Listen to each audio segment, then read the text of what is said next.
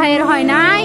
আমার ভাইয়ের এত মেধা ভাই, আমার ভাই 5-এ বৃত্তি পাইছে, আমার ভাই 8-এ পাইছে, আমার ভাই মেট্রিকে পাইছে, ইন্টারে রংপুর কলেজত ভাই সরকারি কলেজত স্কলারশিপ পাতে ভাই।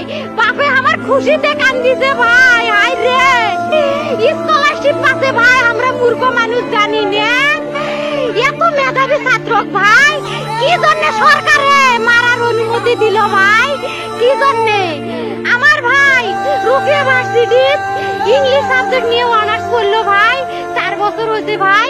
আমার ভাইকে আমি কইলো ভাই মানুষে বিসিএস করে ক্যাঙ্গেরি ভাই, তোরা না করেন তো কয় সুমি এটাই এই একটা পরীক্ষা চাকরি হোক, মুই চেষ্টা করিম, হোক মুই তোর আশাটাও চেষ্টা করি দেখিম করেন ভাই। মুখ ভালো লাগে মানুষে যখন বিসিএস এর কথা কয়, মুখ কলজাটা কাঁপি ওঠে ভাই। হাই রে ওরা ক্যাঙ্গেরি পড়ছে, তোরাও ভাই করেন তো, তোমারও না মেলা মেধা হোক সুমি। বাংলাদেশের মধ্যে প্রায় 90% সন্তান পড়ালেখা ছেড়ে দিয়ে নিজের কর্মের মধ্যে জড়িয়ে গেছে।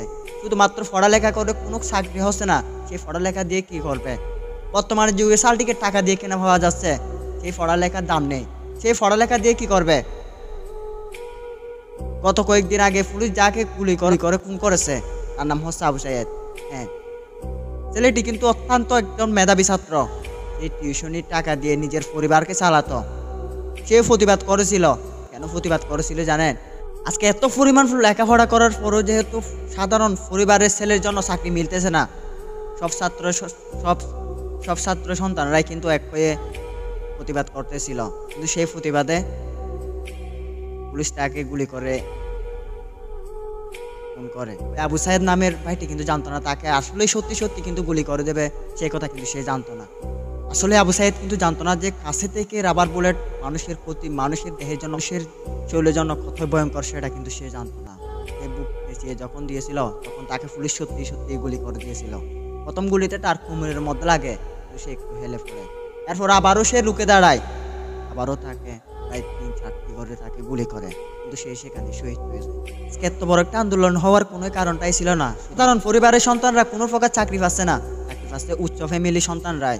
একজন সাধারণ পরিবার থেকে কেউ উচ্চ লেভেলে উঠতে পারতেছে না, শুধুমাত্র জব তারাই পাচ্ছে যারা বড় ধরনের কিংবা রয়্যাল ফ্যামিলি আছে, তাদের সন্তানরাই লেখাপড়া করে জব পাচ্ছে, চাকরি পাচ্ছে। সাধারণ ঘরের আমাদের মতো সন্তানরা কিন্তু চাকরি পাচ্ছে না।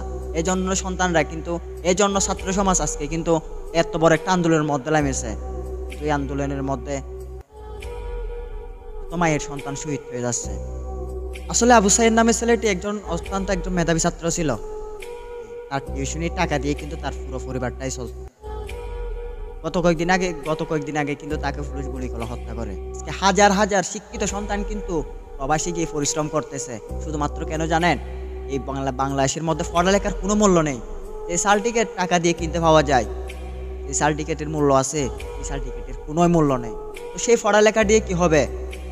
এই জন্য হাজার সন্তান বেছে নিয়েছে হয়তো প্রবাস বা নিজের দেশে কোনো একটা